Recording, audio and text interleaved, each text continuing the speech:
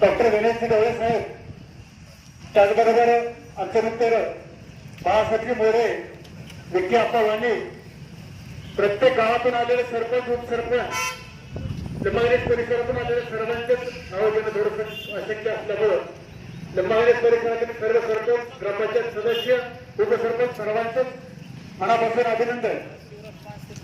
आपण जर विचार केला तर मी आता सांगितल्याप्रमाणे फक्त अवघ्या 8 मिनिटांमध्ये दैवत असणारं महाराष्ट्राचं दैवत नाही तर पूर्ण भारत देशाचं दैवत वंदनीय छत्रपती शिवाजी महाराज त्यांचा आदर्श घेऊन आज जगाची वाटचाल चालत आहे. आणि त्या राजाचा पुतळा अवघ्या 8 महिन्यामध्ये पोचवणं खूप निंदनीय गोष्ट आहे. खूप निकृष्ट दर्जाचं काम केलेलं आहे. असं कधी कधी वाटतं स्वतंत्र भारतामध्ये जर अशा घटना घडत असतात तर पारतंत्र्य कधी होतं आपल्याला. त्यावेळेस इंग्रजांनी आपल्या भारत देशावर राज्य केलं, 150 वर्ष राज्य केलं असा आपण हा इतिहास ऐकत आहोत. त्या 150 वर्षाच्या कारभारामध्ये इंग्रजांनी जी कामं केलेली आहेत ते आजही आपल्या भारत देशाला पत्र काढून सांगतात.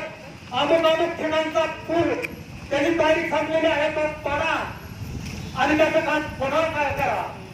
असं मग इंग्रजांनी केलेलं काम जर 150 वर्षापूर्वीचे 200 वर्षापूर्वीचे काम अजून जरी येणार असतील तर स्वतंत्र भारतामध्ये 8 वर्षात ते महाराजांचा पुतळा कोसळत असत. त्याला काय स्वातंत्र्य म्हणायचं का पारतंत्र्य पूर्वी होतं ना आता आज होतं हे मला थोडा प्रश्न पडलेला आहे. म्हणून अशा व्यक्तीवर कडक कारवाई झाली पाहिजे. तेही काम कुठलं असावं.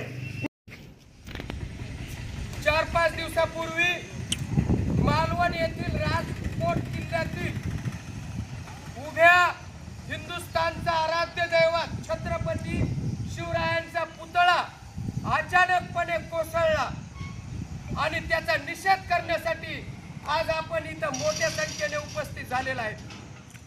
माझा एक प्रश्न आहे की छत्रपती शिवरायांचा पुतळा पडल्यानंतर निषेध का करायचा याचं सुद्धा कारण विश्लेषण झालं पाहिजे. या जगाच्या पाठीवर 18 पगड जाती जमातीला सर्व धर्मीयाला सोबत घेऊन पाचशेच्या मानगुटीवर पायदळी तुडवून शेतकरी कष्टकऱ्यांचं राज्य निर्माण करणारा आणि नुसतं राज्य निर्माणच नाही तर ते सुव्यवस्थित चालवून तळागाळातील शेवटच्या माणसापर्यंत न्याय आणि त्याच्यावरील अन्याय दूर करण्यासाठी काटेकोर अंमलबजावणी करणारा एकच राजा या जगाच्या पाठीवर होऊन गेला ते म्हणजे छत्रपती शिवाजी महाराज. आणि म्हणून मित्रांनो मला खेद वाटतोय. आपण इतिहासात डोकावून बघा, प्रतापगडाच्या पायथ्याला एक त्या ठिकाणी छत्रपती शिवरायांनी पूल केलेला आहे, दगडी पूल. तो अजून पूल जसाच्या तसा आहे. गडकोट किल्ले अनेक बांधले, मोठमोठाले वाडे आपण सगळीकडे बघता ते वाडे. मग 1 वर्षाच्या आत राजकोट येथील छत्रपती शिवरायांचा त्या ठिकाणी जो पुतळा कसा काय पडतो. प्रशासनामध्ये रायगड बांधत असताना हिराजी इंदोलकरांनी स्वतःचा जीव ओतून जो रायगड बांधला तो रायगड आजही किल्ले रायगड देशाची राजधानी तिथं दिमागात उभा आहे. मग पुतळा का पडतो? कारण त्यावेळेस माणसं स्वाभिमान बाळगून आणि आपल्याला काय मिळू नाही मिळू स्वाभिमानासाठी काम करणारी माणसं होते. आज पुतळ्यामध्ये जे त्या ठिकाणचे जे सगळे ठेकेदार आहेत आणि प्रशासनाचे आणि दुःखाची एक गोष्ट आहे बांधवांनो, स्वतः पंतप्रधान नरेंद्रजी मोदी साहेबांच्या उपस्थितीत त्या ठिकाणी त्या पुतळ्याचं उद्घाटन झालेलं आहे. ही दुर्दैवी बाब आहे. त्या ठिकाणी ज्या किल्ल्यावर छत्रपती शिवाजी महाराजांचे दगडामध्ये पायाचे ठसे आणि छत्रपती शिवरायांनी समुद्रात उभा केलेले किल्ले 400 वर्ष होत आले तरी आज दिमाखात पाण्यात उभा आहेत आणि हा पुतळा त्या ठिकाणी टिकू शकला नाही.